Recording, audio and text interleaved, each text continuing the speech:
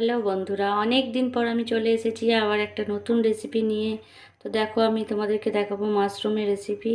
তো এর জন্য আমি এখানে নিয়ে নিয়েছি মাশরুম, এটাকে ভালো করে পরিষ্কার করে কেটে নিয়েছি। পেঁয়াজ নিয়েছি, এখানে রয়েছে আদা রসুন পেঁয়াজ টমেটো, এখানে রয়েছে ধনেপাতা, আর এখানে দেখো আলুটা আমি সিদ্ধ করে নিয়েছি।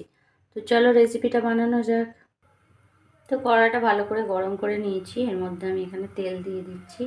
প্রথমে মাশরুমটা ভালো করে ভেজে নেব।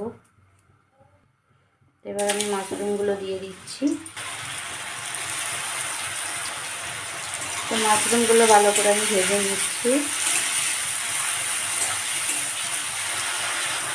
এটা আমি এবার একটা পেস্ট বানিয়ে নিচ্ছি।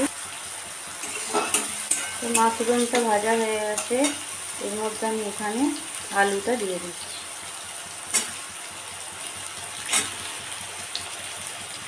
এবার এটা একসাথে ভেজে নেব।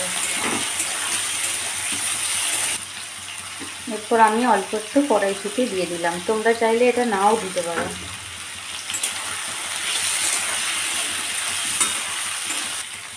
এরপর এখানে পেঁয়াজ কুচি আর একটা কাঁচা লঙ্কা দিয়ে দিলাম।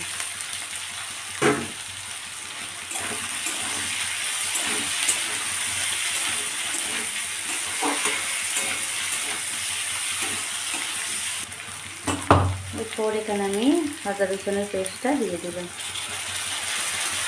এবার এটাকে ভালো করে একটু কষিয়ে নেব।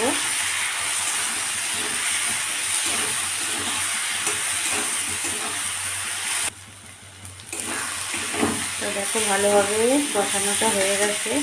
এবার আমি এখানে নুন হলুদ চিনি আর লঙ্কা গুঁড়োটা দিয়ে দিলাম।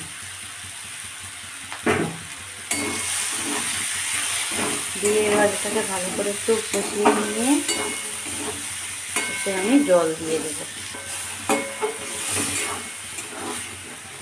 তো দেখো আমার কষানো হয়ে গেছে, কত সুন্দর লাগছে দেখতে দেখো। এরপর আমি এখানে অল্প একটু জল দিয়ে দিলাম।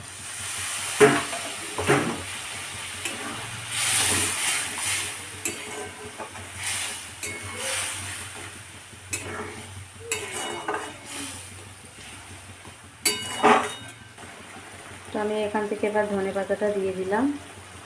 শীতকালে ধনেপাতা দিলে টেস্ট হয় খুব রান্নার। আর দিচ্ছি অল্প একটু গরম মশলা। তো এই গরম মশলাটা আমি বাড়িতেই বানিয়েছি, এটা কেনা না। তো তোমাদেরকে ওই রেসিপিটা একদিন দেখিয়ে দেব। আর দেখো এবার আমি গ্যাসটা অফ করে দিচ্ছি। এটা গরম ভাতে বা